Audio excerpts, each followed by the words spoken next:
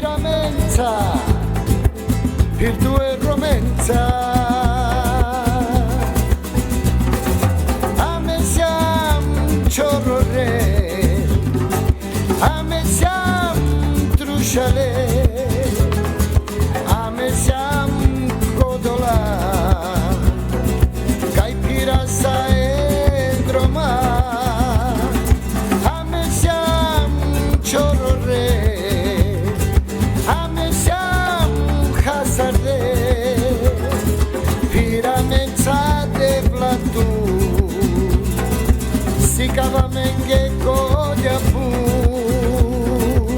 e dell'esia vela, Sao Roma ciorro re, e dell'esia vela, Sao Roma casa re.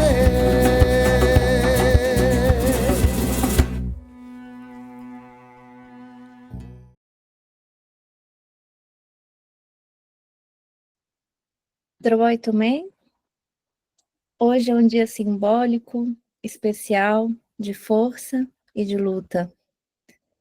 E venho aqui apoiada em todas as que vieram antes de mim, apoiada nessa rede que nós temos para nos estimular a seguir no caminho, a seguir na transformação, falar sobre saúde mental da mulher romani e da influência dos impactos emocionais que tem toda a estrutura estatal de segurança pública e de saúde na saúde mental e no dia a dia.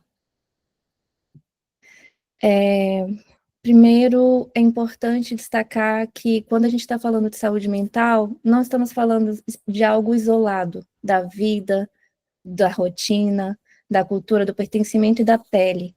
Quem eu sou faz parte de tudo que eu faço. O meu dia a dia, o lugar onde eu estou, e a força do Estado, toda o ambiente onde a gente vive, compõe a nossa realidade interna, externa, e na cultura romani, essa noção coletiva que a gente tem dos espaços, das pessoas, dos lugares onde a gente caminha, onde a gente vive, tem um impacto que é difícil de descrever quando você não está imerso aí. E somos pessoas que temos essa cultura, essa ancestralidade que fala muito do coletivo, e tudo é muito poético. Então, o simbolismo é algo que nos permeia frequentemente. Diante disso, nós existimos no mundo, somos pessoas, como quaisquer outras, né? Longe dos exotismos, onde a gente sempre está colocado como só essa parte mágica, somos pessoas, carne e ossos. Nós precisamos ir no centro de saúde, nós precisamos do apoio policial em alguns momentos, nós precisamos trabalhar, nós temos renda, nós pagamos impostos, vivemos, temos relações, amizades, nós estamos isolados do planeta, do mundo, de nada. Mas quando a gente olha para a representação, para a lei, para o Estado e para os dados oficiais, é como se não existíssemos. E como mulheres, eu cito minha mãe, Vó Stefanovski, esse não existir, ele se triplica. É um silenciamento que ele é por romani, que eles chamam, né? Externamente nos chamam ciganos, por mulher, e em algumas circunstâncias também pela vulnerabilidade social, pela pobreza, ou a pobreza extrema. Não que todos estemos aí, mas enquanto isso existir, precisa ser mencionado. Bom, sobre a saúde mental, um dado interessante de um estudo, que obviamente não está focado na nossa etnia, fala do impacto da realidade das mulheres brasileiras. E esse estudo se chama Think Olga, ele é de 2023, um pouco recente. E ele traz o dado de que a saúde mental, a depressão e a ansiedade em mulheres que sejam racializadas ou etnicamente pertencentes a alguma cultura que não seja majoritária, aumentam 35% ou 17%. Claro que não se aprofunda em dizer por quê, ou a gente precisa desenvolver mais, ou ter mais espaço de reflexão para poder incrementar esses dados com a questão étnica, que não seja só uma epígrafe, para dizer existe uma influência, e passe a ser a base, muitas vezes, para poder construir algo real, porque nós temos muito material, nós temos muitos dados, temos anos e anos de pesquisa, existe uma academia antiga, mas que é recente, é quase um bebê, quando a gente está falando da comunidade romani e do pertencimento étnico. Bom, em algumas situações específicas no Brasil, a gente tem enfrentado uma estigmatização institucional muito potente, muito forte. E alguns dos aparatos que são usados para construir a noção da política pública e as leis estão se baseando em algo que muitas vezes não nos representam e não estão nem representados por nós. Então, acaba que parte do que foi se plasmando na cultura e que não é a nossa cultura, uma certa violência de gênero, que está sendo levantada como uma bandeira romana em alguns lugares, está passando para a política e está passando para as instituições e está passando para as leis. Isso não é admissível. Violência não é cultura. Repressão não é cultura. E a mulher romana não precisa se submeter a nada, não existe, nunca existiu. Foram coisas que fomos assimilando para poder conviver com sociedades majoritárias, um conservadorismo, um papel de gênero muito arraigado e estrito, que acaba nos distanciando dos nossos direitos, né? E não é admissível que a gente aceite que isso é uma vitória. Dizer que, por exemplo, que nós criamos uma adaptação às mulheres romani para serem atendidas apenas por mulheres. Então, se não há mulheres para atender, elas não serão atendidas. Isso não é um reconhecimento, isso é uma negação. Estão nos negando o direito com base em um discurso que já é repressor e que nós, dentro, internamente, lutamos para transformar. Bom, então, como pode ser a nossa relação com a segurança pública e os impactos emocionais que isso tem na gente diante de todo esse contexto, né? Além disso, é fácil encontrar situações de violência direta, de invasão, perseguição e violência institucional. Muitas vezes, quando a gente busca o apoio e a segurança, quando a gente precisa que intervenham na nossa realidade, o que a gente encontra é uma terceira barreira. Então, a gente tem que ser forte mais uma vez, né? É um impacto que a gente estamos acostumados a lidar, sabemos lidar, mas que tem consequências. Chega um momento em que essa luta constante acaba rompendo a nossa coesão, acaba rompendo essa fortaleza, e a gente tem esse dado assustador da quantidade de casos de depressão e ansiedade entre as mulheres romani, e de doenças autoimunes e diversos diagnósticos que nunca são fechados, que acabam nos brisando e ainda assim conseguimos nos unir e conseguimos seguir lutando. É necessário olhar para isso e criar espaço de acolhimento e sobrevivência, de coesão, como o que nós temos, não só nesses microespaços nossos, nas nossas associações, nas nossas comunidades ou entre as nossas peios, mas que possa ser colocado como uma questão de saúde pública real e necessária. Não podemos seguir sobrevivendo, precisamos existir. Em algum momento poder ser vulneráveis, em algum momento poder ter ajuda, inclusive sem pedir, porque chega um momento que a desconfiança é o que impera na relação com o Estado, com a lei, a desconfiança de quando tem um sistema de vacinação, quando tem coisas positivas, de repente se escuta muito isso, de não conseguimos ter acesso porque não somos aceitos, essa comunidade específica não aceita que a gente vá fazer as entrevistas com a agente de saúde. Simbolicamente, hoje, um dia de resistência, seria importante também falar da questão da segurança pública. Essas forças de extermínio, das quais nós falamos, quando estamos falando da memória do dia da resistência, do dia 16 de maio, elas não são algo que ficaram para trás. É claro que hoje nós temos outras ferramentas, hoje nós temos outro contexto, mas essa assimilação e essa força de extermínio continuam sendo presentes. O diálogo ainda é o mesmo, resistir e resistir. No entanto, o fato da gente enfrentar esse exotismo, esse preconceito a cada dia, criando uma identidade de resistência, não pode ser algo que nós assimilemos como nosso. Resistimos e tem orgulho de resistir. mas não posso criar isso, em torno a isso, a minha identidade, que é o que acaba acontecendo muitas vezes. Nós precisamos ter espaços para criar o ambiente de pertencimento, sem que precisemos ter sempre a estratégia de poder existir e resistir. Ter espaços nossos, onde os microfascismos e anticiganismos, que é como nos chamam, ciganos, que esses anticiganismos não continuem se perpetuando para levar a gente a uma estratégia de sempre sobreviver. Nesse sentido, o autocuidado, algo que a tia Elisa Costa sempre fala muito, a reunião, a união das peios, os espaços de acolhimento, os espaços onde a gente pode ter a nossa fala escutada, são essenciais.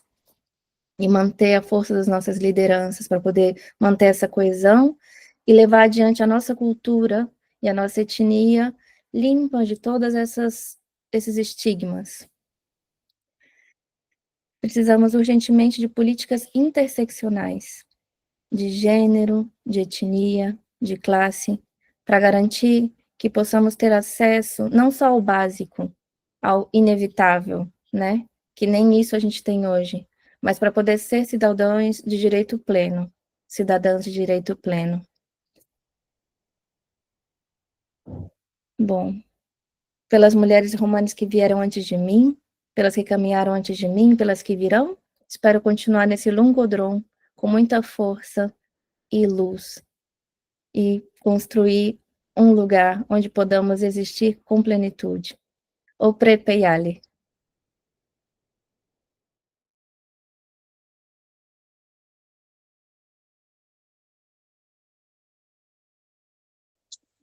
Bom, falar sobre a saúde mental dos romanis e suas consequências psicológicas no cotidiano dessas violências é a gente acessar uma área muito invisível, né, que é a área psicológica. Muitas pessoas pensam que para se manifestar a doença precisa ser manifestada no corpo, né? E o que a gente pode pensar juntos sobre o adoecimento emocional e o adoecimento psicológico? O que seria, de fato, um termo muito utilizado pela OMS, saúde biopsicoemocional? O que seria fatores psicossociais? Aonde que entra, de fato, o psicológico? Né? Se a gente for pensar, principalmente na comunidade romani, onde nós nos vemos, nos reconhecemos, e sendo esse local onde a gente vive, onde a gente habita, onde a gente está.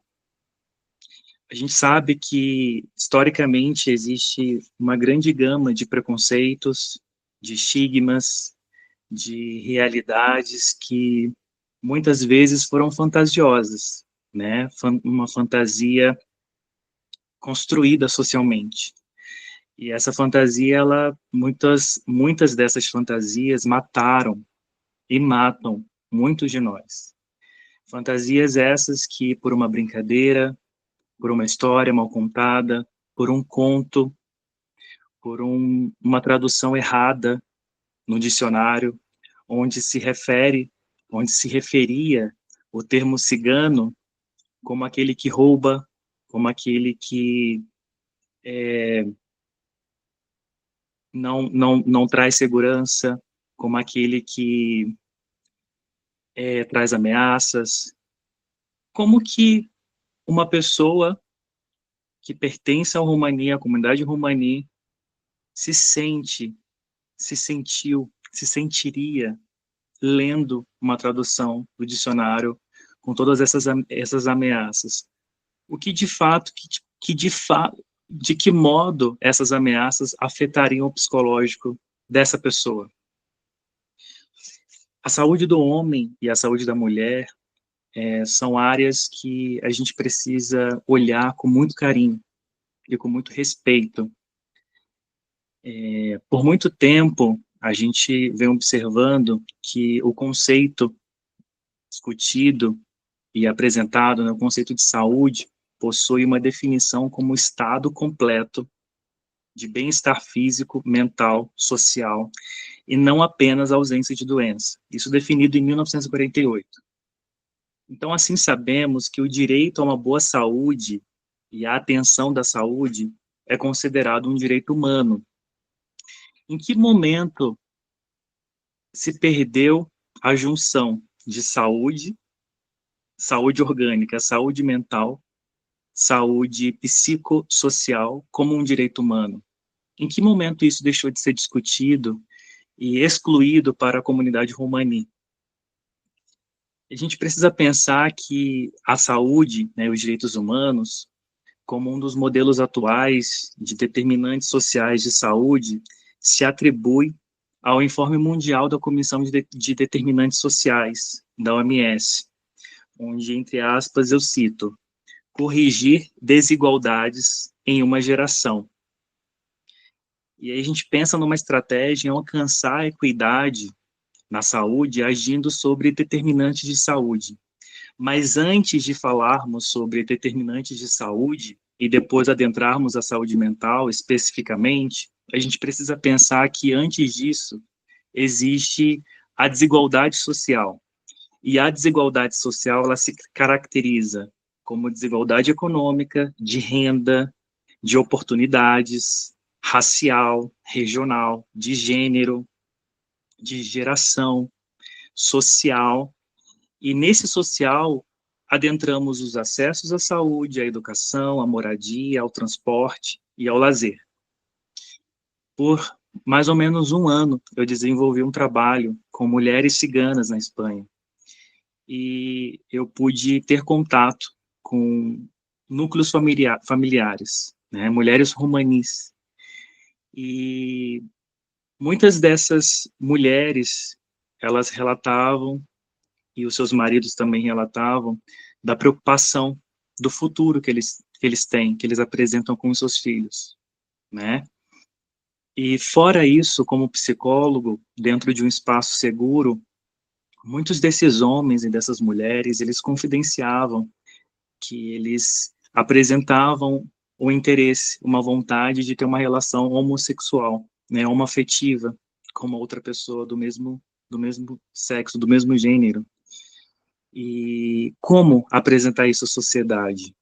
Né, uma vez que há um grande preconceito, né, se a gente for observar na Espanha, com o movimento anti-ciganismo. Então, hoje, os romanis, eles precisam, muitos de nós, principalmente os que moram na Espanha, precisam representar papéis sociais, precisam se apresentar como uma forma bonita para a sociedade. Até que ponto a gente precisa aplaudir? Como que a gente pode resolver esse problema? Como que a gente pode lidar, né, com essas realidades? E como estamos no Brasil, né, e falando e discutindo nesse dia tão importante, e esse tema de saúde mental, a gente precisa pensar que quando eu nego quem eu sou, a minha identidade, eu também estou afetando a mim mesmo e a minha família, aos que vieram antes de mim, uma agressão psicológica a todos, inclusive a mim. E desses determinantes sociais de saúde que vêm a partir das desigualdades sociais, a gente percebe que os fatores psicossociais, eles estão envolvidos. E dentro desses fatores psicossociais, né, que me envolve, a gente tem diversos tipos de violência, né, como a Verusca colocou agora há pouco. E essa violência verbal, essa violência institucional, essa violência física e simbólica, ela nos leva a lugares muito sombrios, como, por exemplo, nós temos uma grande referência romani na Espanha, que é a Séfora. Eu faço muita questão de citá-la, inclusive apresentar um dos livros dela, Séfora Vargas, onde ela foi a primeira advogada mulher cigana na Espanha. E ela passa até hoje por muitos enfrentamentos, muitas agressões verbais, simbólicas, institucionais de muitas pessoas, por ser mulher, por ser cigana, por levantar a bandeira cigana.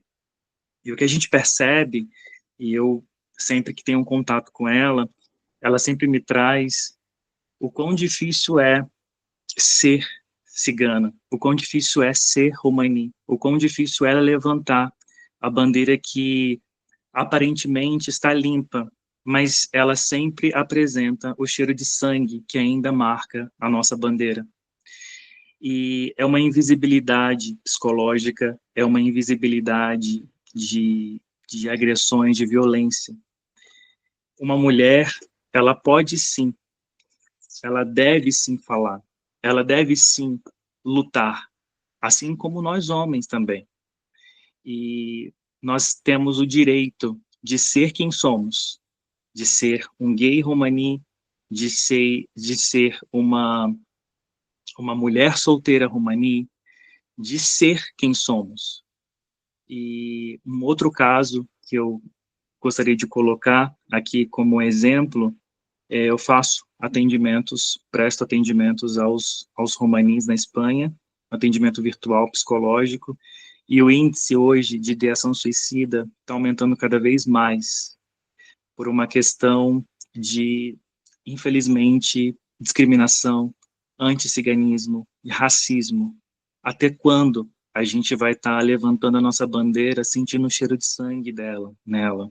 Até quando a gente vai estar limpando a nossa bandeira para uma sociedade que romantiza muitas das coisas do que somos, do que trazemos, com histórias, com brincadeiras, com ilusões que, para essas pessoas, 5 minutos de risos, 2 minutos de risos passam, mas para a gente o que fica é o eco dessas brincadeiras, o eco dessas fantasias, dessas criações.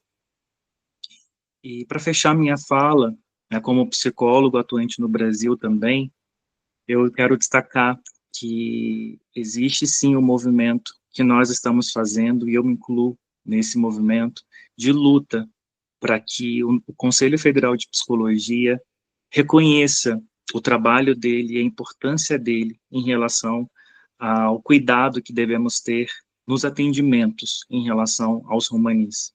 Infelizmente, não temos muitas citações, não temos cartilhas, não temos resoluções voltadas para o povo romani.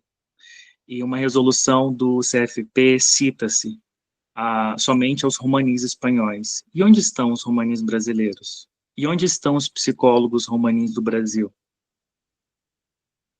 E, para fechar minha fala, eu gostaria de colocar 2 leituras breves. A literatura científica tem evidenciado uma limpidez aos efeitos que a discriminação étnico-racial provoca na saúde mental de um ser humano. Considerando todo o histórico de perseguições aos romanis, é importante refletirmos sobre como está e como ficará a saúde mental dessa população sem medidas efetíveis e efetivas a curto, médio e longo prazo. Os romanis são parte integrante do nosso povo. Eles contribuem, nós contribuímos para a constituição das riquezas materiais e culturais do Brasil.